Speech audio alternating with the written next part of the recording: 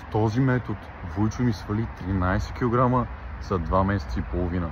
Когато започна да тренира, той тежеше 133 кг, в момента тежи 120. Методът се състои от две неща. Първо, трябва да си в калориен дефицит.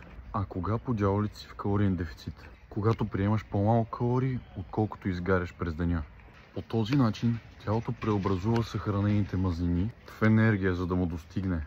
Така че, например, ако за един ден изгаряш 3000 калории, ти приемаш 2700, за да може тялото да преобразува част от съхранените ти мазнини в тези 300 калории, които са му нужни. Най-добре е да не изпадаш в много голям дефицит. 300-400 калории са напълно достатъчни. Тоест, взимай си дневната нужда от калории, примерно 3000 и вадиш 300-400. Това са калориите, които сега ще приемаш. Много често хората правят грешката да влезнат в супер агресивен дефицит. Това първо не е здравословно. Може да ти докара много проблеми с хормоните при мъже, при жени, без значение.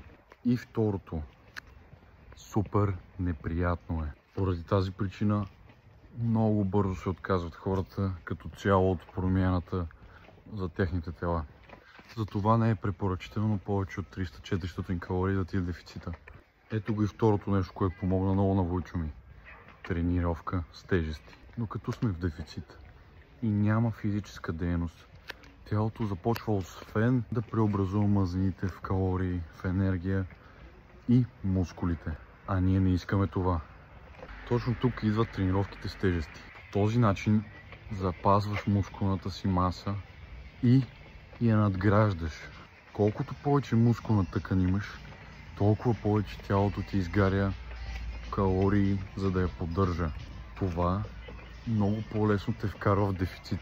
Освен това ще си много по-силен, силна и много по-стегната. Визуално ще изглеждаш по-добре. И най-важното, ще се чувстваш по-добре и е здравословно. И няма нужда да ходиш на фитнес всеки божи ден за по 2-3 часа. Не, напротив. 3 дни в седмицата, по 45 минути, 1 час са напълно достатъчни. Вуйчо ми тренира само 4 пъти в седмицата. И виж какъв прогрес е направил. Ако това видео ти е било полезно, последвай ме за още фитнес съвети.